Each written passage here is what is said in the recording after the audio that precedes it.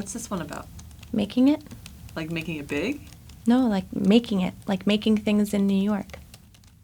Look, Emerald City is closer and prettier than ever.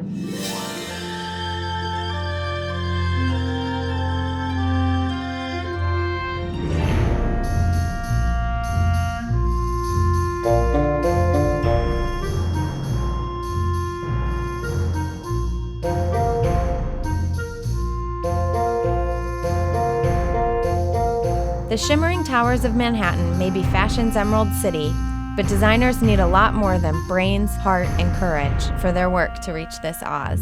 Hooray! We're off to see a wizard! And it takes more than just one wizard to pull the strings that make it sparkle.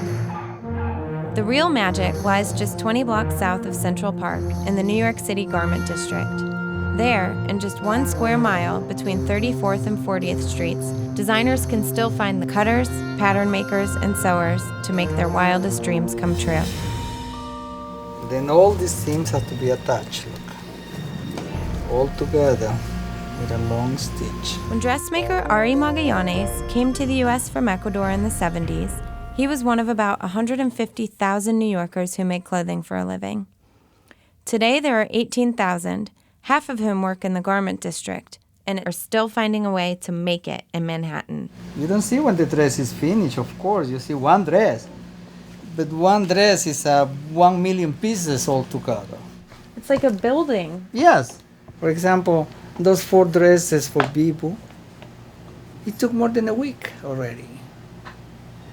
Ari's 4 dresses are for Bibu Mohapatra, a women's wear designer whose studio is right around the corner. This dress, it has like 39 different pieces. It's like a puzzle. Everything is numbered and it's all asymmetrical. So in his first few seasons, Bibu has gotten rave reviews for his intricate designs. the first sample is the most difficult one because there is no prototype to look at.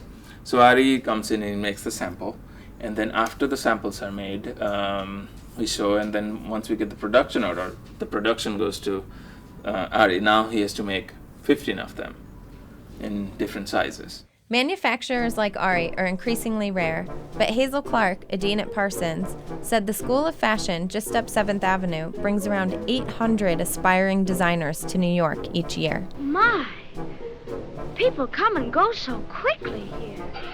There's actually a lot here which is representative of garment production as we know.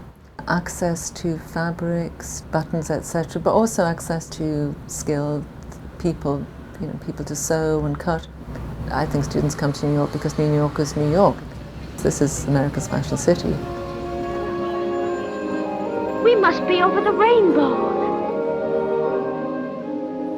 Moving to New York is a whole different experience, I must say. It was, I really felt the energy, what I had heard about. You can't miss that. So I landed here, I'm like, I get it. But after launching his own label in 2009 at the stock market's lowest dip, Bibu learned the magic is not just in the city's energy, it's in its manufacturing. Wow. Gone were those days in school, you make the most beautiful thing and you don't really worry about it, whether it sells or not. But now this is business, and it has no meaning if there is no commerce attached to this craft, this art. Bibu needs people like Ari to attach commerce to his art. But like in so many American industries today, opportunities in manufacturing shrink as an emphasis on image grows, making a job like Ari's an unsure bet for the next generation. I had a factory with 60 people once. So how many do you have now? How many workers? Right now I have 2, 3. But I don't have that much work. Without artisans like Ari, who make up the service sector for New York's high-end designers, America's fashion city really would be Oz, a sparkling place with no magic behind the curtain.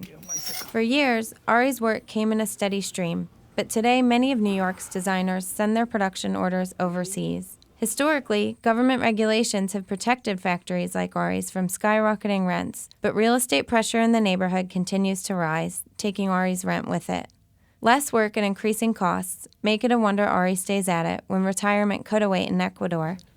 But he says he would miss New York. It's something, kind of sick. You miss New York. So bad. The frozen cold weather, the super hot weather, but you love New York. When you love New York, nobody can take it away from you.